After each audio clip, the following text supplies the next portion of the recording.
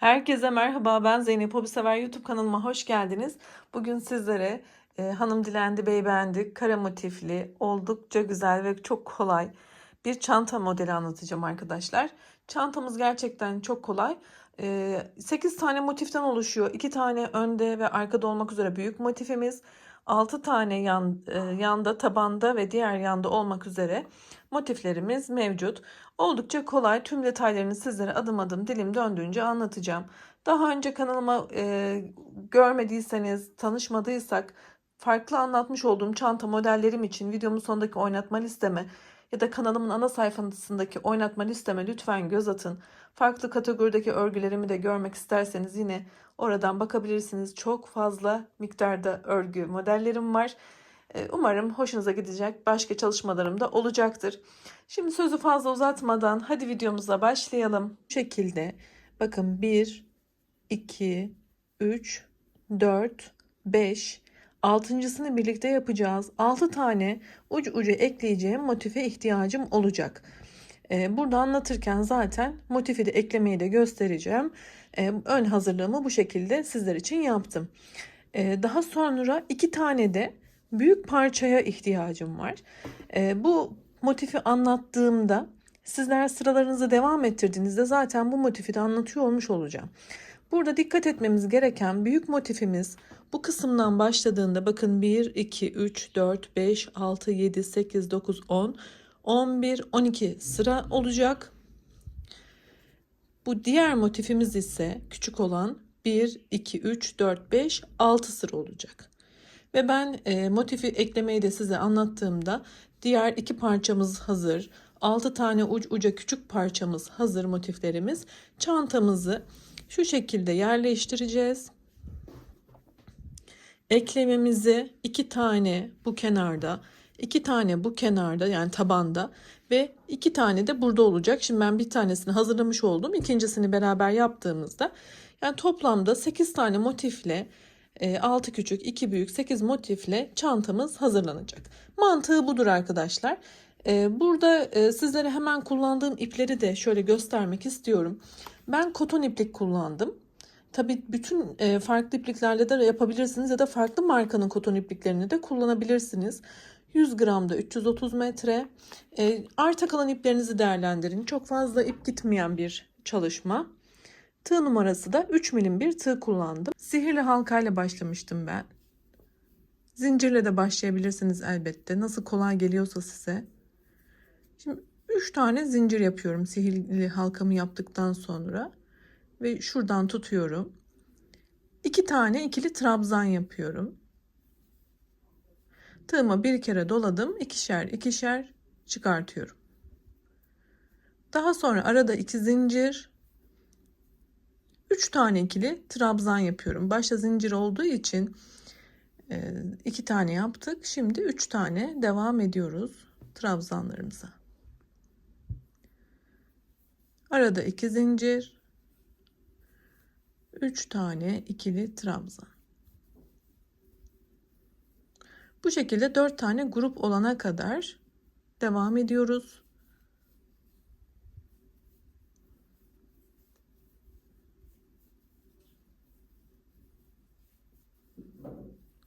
Evet, sona geldim. Şu küçük ipimi çekiyorum. Aradaki boşluğu kapatıyorum. 2 tane zincir yaparak şurada zincirimin yanındaki trabzanın üstünden şöyle kaydırmayla ekliyorum. Burada ipimizi kesiyoruz. İplerimizi arkada renk değiştirirken diğer iple kaybedecek şekilde yapıyoruz. Yani şöyle arkaya alıp biraz yürütelim.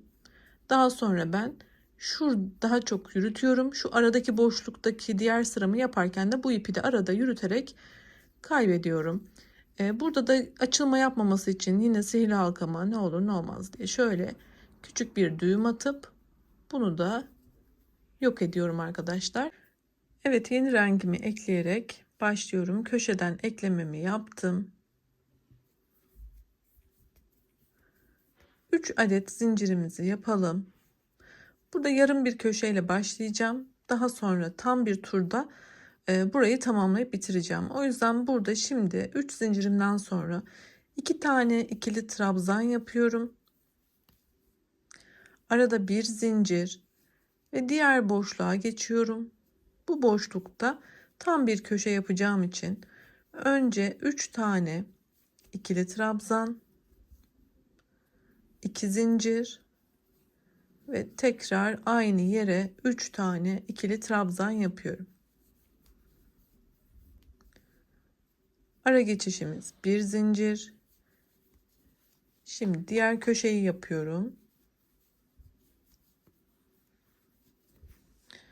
Daha detaylı yapmak isterseniz arkadaşlar, daha önce anlattığım motif modellerim var. Kanalımın ana sayfasında oynatma listelerime lütfen göz atın. Orada motifli işlerimi görürsünüz. Daha detaylı motif anlattığım videolar var. Onlara da bakabilirsiniz. Ya da daha önce sizler için anlattığım motifli çanta modellerim var. Çok sevildi, çok beğenildi. Onlara da göz atabilirsiniz. Çanta modellerim çok.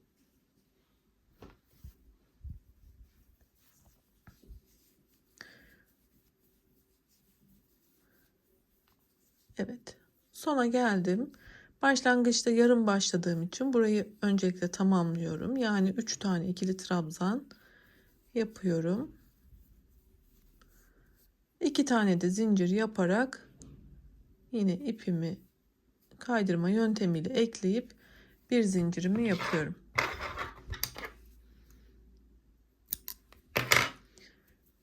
Şimdi diğer rengimizle devam edelim. Ben yeşil ipimi yine herhangi bir köşeden başlatacağım. Yarım olarak başlıyorum. Yine yarım köşe olarak 3 zincirimi yaptım. Şimdi bir zincir yapıyorum ve şu boşluğu kullanıyoruz artık. Buralara da trabzan gruplarımızdan 3 tane ikili trabzan yapıyoruz. Bir zincir. Şimdi köşe yapıyoruz. Şu ipi de şu tarafa alıp kaybedelim.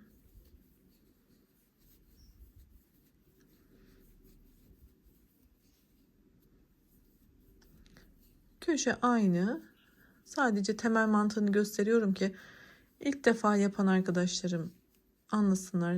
Yani karışıklık olmasın. Tecrübeli arkadaşlarım eminim zaten motif yapmayı bilenler buraları daha kolay geçeceklerdir. Dediğim gibi hiç motif yapmadıysanız da motif videolarımdan izleyip yapabilirsiniz. Şimdi bunu tam bir tur devam ettirip burada motifimizi bitirelim. Bir üst sırayı da yine göstereceğim. Evet, ben motifimde yeni rengimi sırasını başlattım. Yine alt sırada olduğu gibi yarım köşeyle başladım.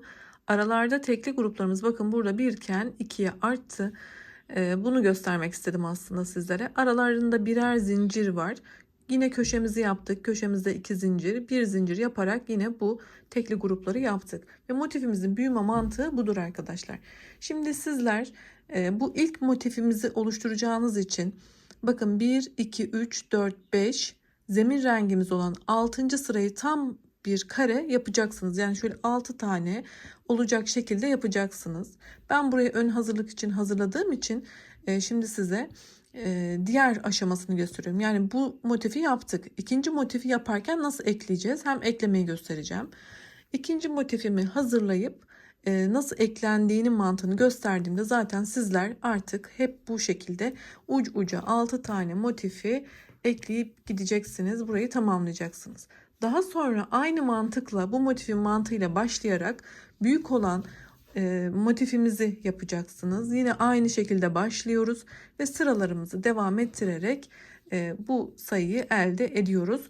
Ben şimdi şu motifi hazırlayıp daha sonra eklemeyi göstereceğim. En sonunda yani bütün motiflerimi tamamlamış olduğumda diğer aşamasına geçeceğim. Şimdi şunu hemen yapıp geliyorum. Evet, ben motifimi tamamladım. Bir kenarını yapmadan bıraktım. Şimdi bunu yaparken hem tamamlayacağım hem diğer motifi ekleyeceğim. Dediğim gibi sizler birinci motifi tamamen yapıp bitireceksiniz. İkinciyi ve sonraki motifleri bu gösterdiğim şekilde eklemeniz gerekmekte.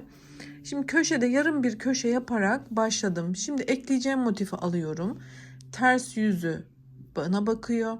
Şöyle ters yüzleri birbirine iyi yüzleri dışta arkadaşlar. Şimdi burada zincir yapmadan 3 tane trabzanımı yaptım. Şu boşluğa geliyorum.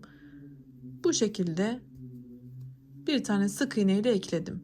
Şimdi burayı bırakıyorum ve yine motifimi devam ettiriyorum. Yani 3 tane ikili trabzanımı yapıyorum. Köşeyi eklemiş olduk. Şöyle bakın, buradan eklememizi başlattık. Şimdi şu boşluğa ilerlemem gerekiyor. Orayı tamamlamadan önce, yani şurayı yapmadan önce burada önce eklememi yapmalıyım. Bunu da bir sık iğne ile yapıyorum. Şimdi yine burayı ekledikten sonra burayı bırakıyorum. Yine motifimi tamamlıyorum.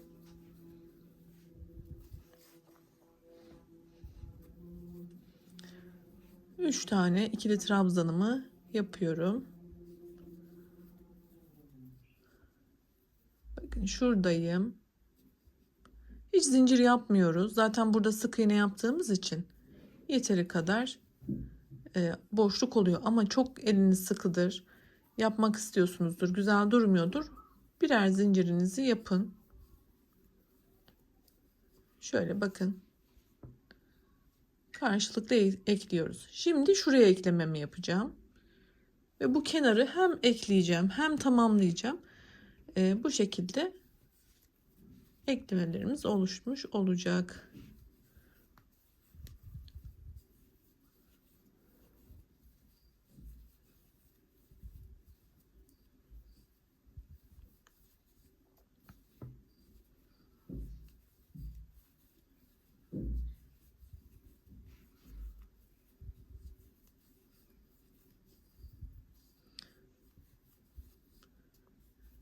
Evet, boşluğa kadar ilerledim.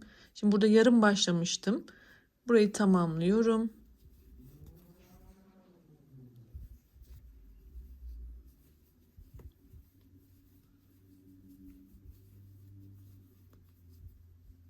Bakın şuraya da ekliyorum. Burada belki kastırabilir, bir tane zincir yapmak istiyorum ve şuradan da ekleyerek şu şekilde ipimi kesiyorum. Motiflerimizi eklemeyi de tamamladık. Bakın, hem motiflerimizi ekledik, hem buradaki eklememizi yaparken şu motifimizi tamamladık. Dediğim gibi şimdi diğer aşaması motifleri büyük karelerle eklemek. Evet, motiflerimizi eklemeye geçelim. Burada 2 tane büyük motifimizi yerleştirdik. Bunun düz yüzü bize bakacak, bunun ters yüzü içte kalacak ki şu arkası düz olacak çünkü. Şimdi bu şekilde ekliyoruz. Yani 2 tane motifi burada, 2 motifi burada, 2 motifi burada ekleyeceğiz. Nasıl ekleyeceğiz? Önce şurayı tamamen ekleyip bitireceğiz. Sonra arkadaki motifi ekleyeceğiz arkadaşlar.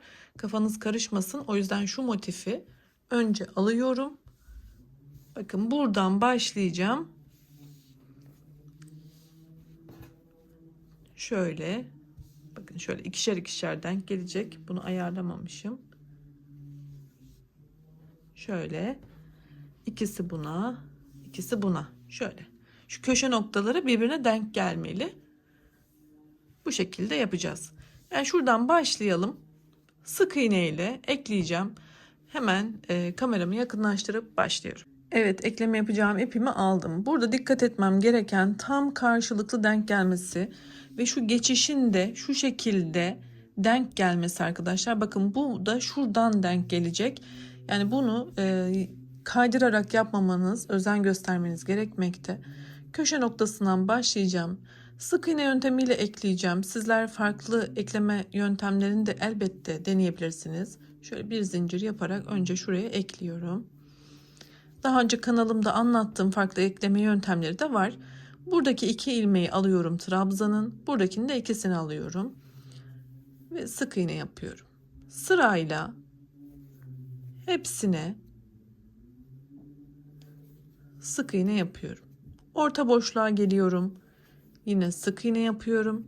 Şöyle bakın, nasıl gözüktüğünü de göstermiş olayım. Dediğim gibi ilmek kaydırma da yapabilirsiniz. Ben bu şekilde tercih ettim. Şimdi bunu hiç fark etmeksizin tüm trabzanları karşılıklı, ara boşlukları karşılıklı ekleyerek Şu noktaya kadar ilerleyelim. Şuradakini de yine göstereyim. Birleşim yerine kadar geldim. Burada da şu 3 trabzanımın da öncelikle üçünü de eklediğimden emin olmalıyım. Şöyle karşıdan da alacağım. Burayı da ekledim. Şimdi motif eklediğim şu boşluğa da batacağım. Bunu da karşı boşluğa ekleyeceğim. Yani aynı aslında boşlukta ilerliyormuş gibi. Belki kafa karışıklığı olur diye burayı da göstermek istedim. Şimdi yine trabzanları trabzanlarla karşılıklı eklemeye devam ediyorum. Aslında farklı bir şey de yapmadım ama dediğim gibi kafalarda soru işareti kalmasın. Bakın şöyle tutayım. Eklememi yaptım. Şurada da ufak bir püf noktası var. Buraya kadar da hemen ilerliyorum. Evet, sona kadar geldim. Şu tam 3 tane trabzanımı da karşılıklı büyük motifime ekledim. Şuradaki geçişi nasıl yapacağız? Hemen onu da göstermek istiyorum. Burada köşe dönüşü yapacağımız için ve biraz kastırma yapmasın, muntazam dursun diye yine şuradan bir boşluktan batacağım arkadaşlar ve büyük motifimin de köşe boşluğundan batıyorum. Öncelikle bir sık iğne yapıyorum. Sonra bu küçük olan motiflerimin köşe boşluğuna tekrar batıyorum. Büyük motifimin köşesine tekrar bir kez daha batıyorum. Yani buraya 2 kere sık iğne yapmış oldum. Yani hem bu boşluğu köşeye ekledim hem de motifimin köşesini köşeye ekledim. Sonra karşılıklı yine trabzanlarım denk geldi ve eklememe devam ettim. Şöyle.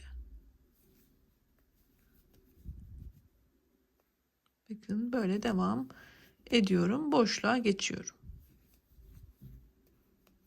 Bundan sonra bakın şöyle çok muntazam ve çantamızı şöyle kullanırken de güzel bir görüntü şeklinde oldu. Şimdi bu iki motifi ekliyoruz. Daha sonra şurayı ekliyoruz ve burayı tamamlıyoruz. Bu geçişlerimizi zaten göstermiş oldum. Şurada da sonda ekledikten sonra ipimizi kesiyoruz. Daha sonra çeviriyoruz. Diğer motifimizi alıyoruz ve yine aynı şekilde burayı da ekliyoruz.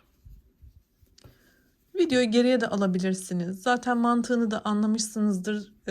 Çok kolay gerçekten. Göstermeye de çabaladım.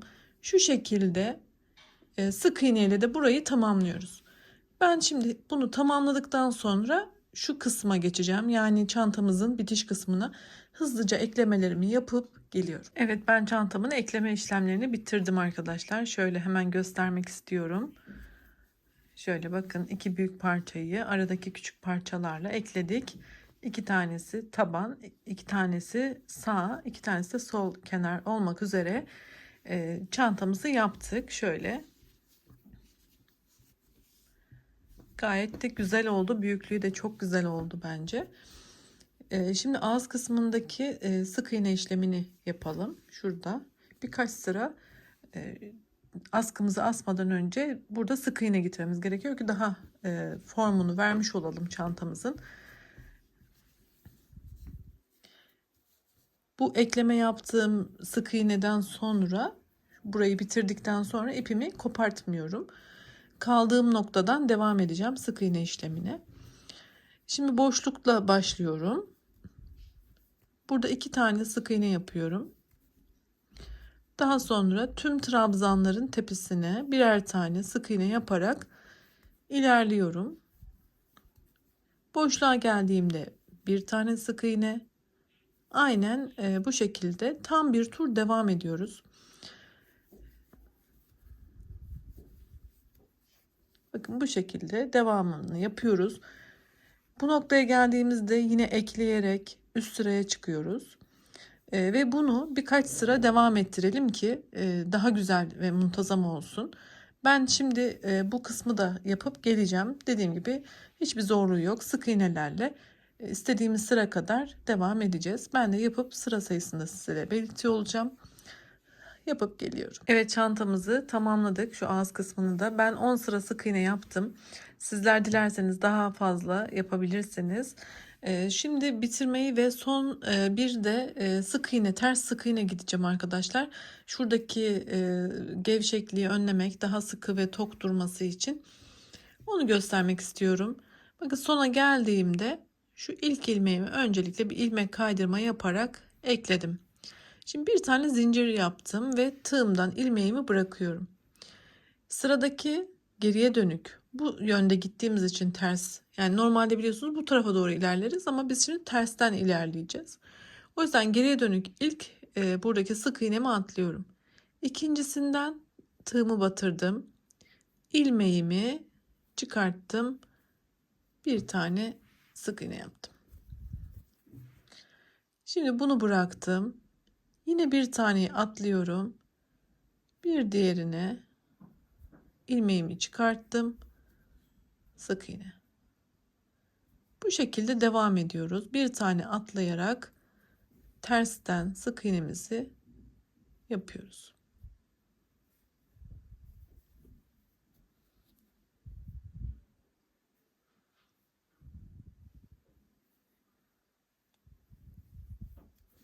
Bakın şöyle bir görüntü oluyor ve bu daha güzel, muntazam bir bitiş sağlıyor bizim için. Şuradaki gevşekliği aldığı için böyle yayılmadan güzel bir kapanış oluyor çantamızda. Şimdi bunu tam bir tur devam ettireceğiz. Şu noktada artık sonlandıracağız. Ben de yapıp geliyorum. Evet, ben çantamın son sırasında bu şekilde tamamladım arkadaşlar ve sap kısmını da diktim. Bir tanesinde nasıl dikileceğini yine size göstermek için bıraktım. Şimdi bunun dikilişine geçelim. Nasıl eklediğimi göstererek devam edelim.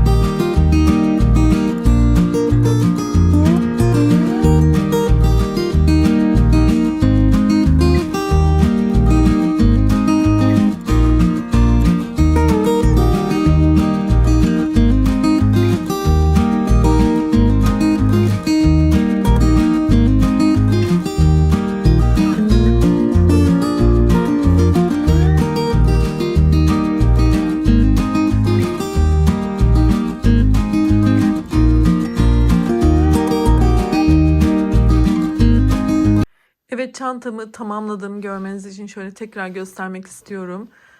Arkadaşlar, ben bitirdikten sonra astarlama yapıp bir tane de bu şekilde kendinden şöyle açılan, bakın bunlar tuhafelerde satılıyor. Çıt çıt kullanacağım. Şöyle hemen göstermek istiyorum. Astarlamayı ben terziye yaptırtıyorum. Kendi dikiş makinem olmadığı için ama sizler dilerseniz tabii kendi imkanlarınızla rahatlıkla yapabilirsiniz. Daha sonra o şekilde kullanabilirsiniz. Daha güzel olacaktır. Daha önce şöyle bir tane daha çanta videosu anlatmıştım sizlere. Bu da kanalımda yapımı var. Videomun sonundaki oynatma listemden görebilirsiniz. Bakın onun içine de ben bir astar yaptırmıştım. Fikir olması açısından onu da göstereyim.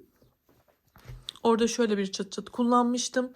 Bakın şöyle ham kumaştan burayı terziye yaptırdım. Daha sonra kendim elimle diktim arkadaşlar. İçini yaptırdım. Şöyle cep de yaptırmıştım içinde. Bakın. Yani aynı bu mantığı, uygulamayı bu çantanıza da yaparsınız.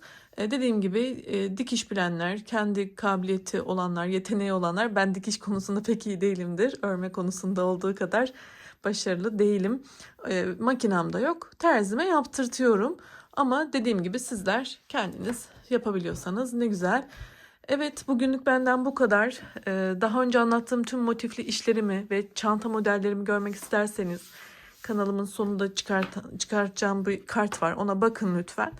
Kanalıma abone olmak da ücretsizdir. Desteklerinizi bekliyorum. Sağlıkla kalın, hoşça kalın. Sevdiğiniz insanlarla da videomu paylaşarak daha geniş kitlelere ulaşmamı sağlayın. Destekleriniz için teşekkürler.